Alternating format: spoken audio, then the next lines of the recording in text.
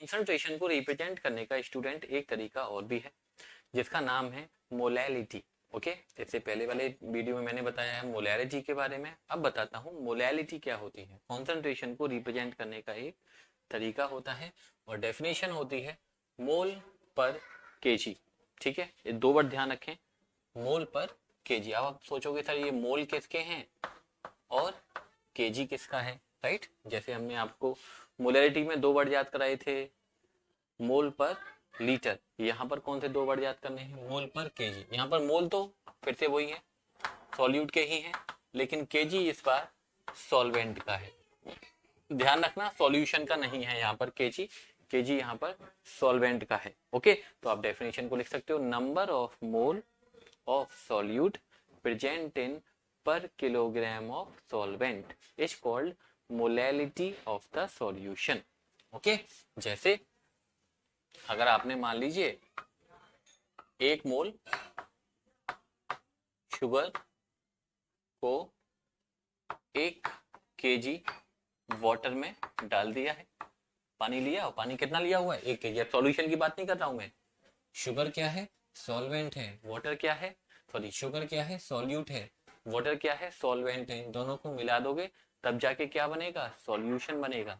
ठीक है, लेकिन मैं बोल क्या रहा हूँ, 1 mole of solute present in 1 kg of water.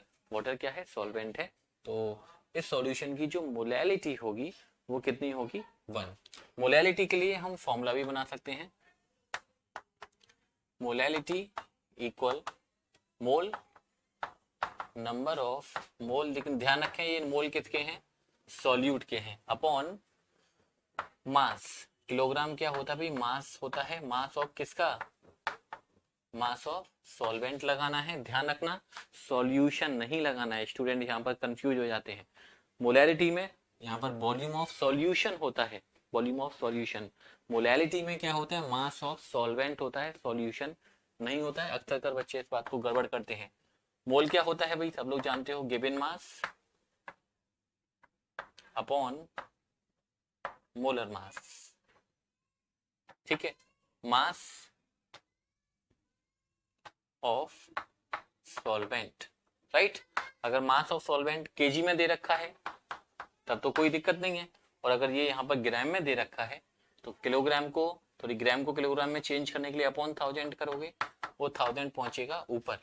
तो ये हो गया फॉर्मूला किसका, मोलैलिटी का। और मोलैलिटी को हम रिप्रेजेंट करते हैं स्मॉल एम से। ध्यान रखिएगा, molality is represented by capital M but molality is represented by small M. और एक बात आपको नोट करके लिखनी है, molality is not affected by temperature.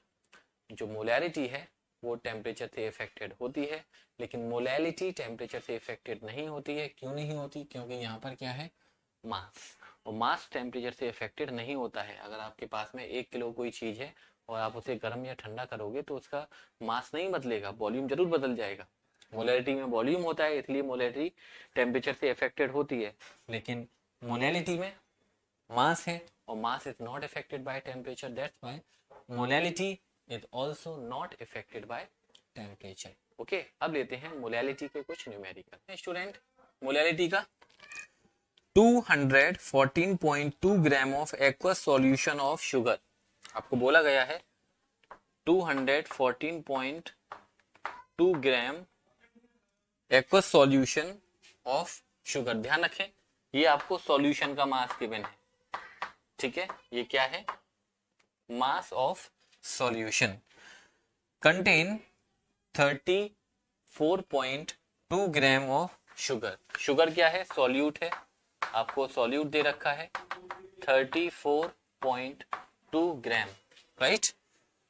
और क्वेश्चन में ये भी गिवन है, if the molecular mass of sugar is 342 gram. Sugar का फॉर्मूला वैसे सब लोगों को पता ही होता है, C12H22O11। इसका मोलर मास गिवन है 342।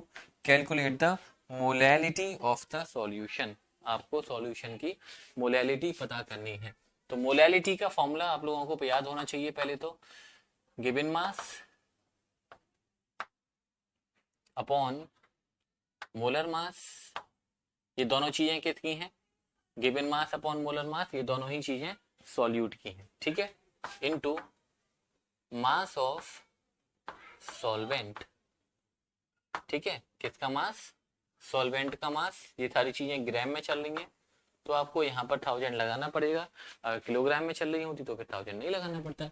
चलो बताओ फटाफट से, गिवन मास कितना है भाई, शुगर डाली गई है 34.2, मोलर मास कितना है, शुगर का मोलर मास क्वेश्चन में गिवन है 342, और नहीं भी गिवन होता तो हम यहाँ से आसानी से कैलकुलेट कर लेते। शुगर का फॉर्मूला याद करके रखें, C12H22O11। अब लगाना है मास ऑफ सॉल्वेंट, लेकिन मास ऑफ सॉल्वेंट तो आपको क्वेश्चन में गिवन ही नहीं है, मास ऑफ सॉल्यूशन गिवन है, मास ऑफ सॉल्वेंट सॉल्यूट गिवन है। अब सबको पता है कि जो सॉल्यूशन होता है वो क्या होता है, सॉल्यूट प्लस सॉल्वेंट। तो सॉल्यूशन कितना है 214.2, सॉल्यूट कितना है 34.2, सॉल्वेंट आपको पता नहीं है तो सॉल्वेंट का मास आसानी से यहाँ से पता चल जाएगा। सॉल्वेंट का मास कितना आएगा 214.2 में से आपको माइनस करना पड़ेगा 34.2 को, तो ये जीरो, ये भी जीरो, और 21 में से अगर आप 3 को माइनस करोगे तो कितना बचेगा 180। तो मास ऑफ सॉल्यूट आ गया। ध्यान रखना है यहाँ पर सॉल्यूट सॉरी सॉल्वेंट का मास लगाना है, सॉल्यूशन का मास मत लगा दीजिएगा, सॉल्यूशन का मास लगाओगे क्वेश्चन गलत हो जाएगा, इनटू 1000, ठीक है। यहाँ से एक डेसिमल हटा लेते हैं, यहाँ जीरो लगा लेते हैं, इससे ये कट गया 10 टाइम 1 2 1 2, तो आंसर बचा 10/18, 2 से कैंसिल आउट करेंगे तो 5/9 m। तो ये हो गई सॉल्यूशन की क्या, मोलैलिटी। नेक्स्ट क्वेश्चन है student, 13 gram of benzene is present in 17 gram of carbon tetrachloride. 13 gram benzene को डिसॉल्व किया गया है 17 ग्राम ऑफ कार्बन टेट्राक्लोराइड मतलब CCl4। तो आपको पता करना है molality of the solution, solution की मोलैलिटी को आपको पता करके बताना है। तो मोलैलिटी का सबसे पहले आपको फॉर्मूला याद होना चाहिए कि सर ने हमको फॉर्मूला बताया है given mass upon molar mass into mass of solvent. Mass of solvent gram में दे रखा हो तो यहाँ पे आप 1000 भी लगाओगे। तो गिवन मास भाई 13 ग्राम बेंजीन प्रेजेंट है 17 ग्राम ऑफ CCl4 में, तो साफ साफ आपको पता चल रहा है 13 मतलब बेंजीन क्या है, सॉल्यूट है, और कार्बन टेट्राक्लोराइड क्या है, सॉल्वेंट है। वैसे भी ये भी ध्यान रखो जो कम क्वांटिटी में प्रेजेंट होता है वो सॉल्यूट होता है, और जो ज्यादा क्वांटिटी में प्रेजेंट होता है वो सॉल्वेंट होता है। तो 13 मोलर मास किसका लगाओगे, चलो बताओ, बेंजीन का लगाओगे या कार्बन टेट्राक्लोराइड का लगाओगे। तो ध्यान रखिए ये दोनों ही चीजें, ये दोनों चीजें किसकी हैं, सॉल्यूट की हैं। सॉल्यूट क्या है यहाँ पर, बेंजीन। बेंजीन का फॉर्मूला सबको पता है C6H6, 10th क्लास में पढ़ाया जाता है, और नहीं पढ़ाया जाता तो अब पढ़ लो। बेंजीन का फॉर्मूला क्या होता है C6H6। तो इसको कैलकुलेट करोगे 72 + 6, तो मोलर मास बेंजीन का हो गया 78 इंटू मास ऑफ सॉल्वेंट आपको दे रखा है 17 ग्राम, 1000 आपको यहाँ पर लगाना पड़ेगा। ये 6 टाइम कैंसिल आउट हो गया, और 7 6 42 कैरी 1, आप इसको डिवाइड करके आंसर लिख देना। स्मॉल m लिखना है यहाँ पर, कैपिटल M नहीं लिखना है, क्योंकि कैपिटल M अगर लिखा तो वो मोलैरिटी बन जाएगा। देखो स्टूडेंट एक अच्छा सा क्वेश्चन लेते हैं, 19.4 gram of H2SO4, 19.4 gram of H2SO4 dissolve in 0.251 litre of H2O, ठीक है। अब यहाँ पर आपको 19.4 ग्राम H2SO4 प्रेजेंट है 0.251 लीटर ऑफ वाटर, ठीक है, ये बोला गया है। तो आपको फाइंड आउट करनी है मोलैलिटी ऑफ द सॉल्यूशन। अब आप सोचो कि सर मोलैलिटी में H2SO4 सॉल्यूट है, ये पानी क्या है, पानी सॉल्वेंट का काम कर रहा है, लेकिन सॉल्वेंट का तो मास पता होना चाहिए ना। लेकिन सॉल्वेंट के आपको यहाँ पे क्या दे रखा है, लीटर किसकी यूनिट होती है, लीटर वॉल्यूम की यूनिट होती है।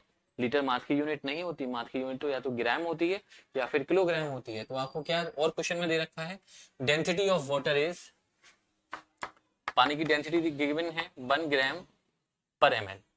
वाटर की डेंसिटी आपको गिवन है 1 ग्राम पर एम एल। मतलब मेरे कहने का ये है स्टूडेंट, यहाँ पर आपको वॉल्यूम दे रखा है लेकिन चाहिए कि आपको मास चाहिए होता है, क्योंकि मोलैलिटी के फॉर्मूले में आपको मास ऑफ सॉल्वेंट चाहिए, ना कि वॉल्यूम ऑफ सॉल्वेंट चाहिए।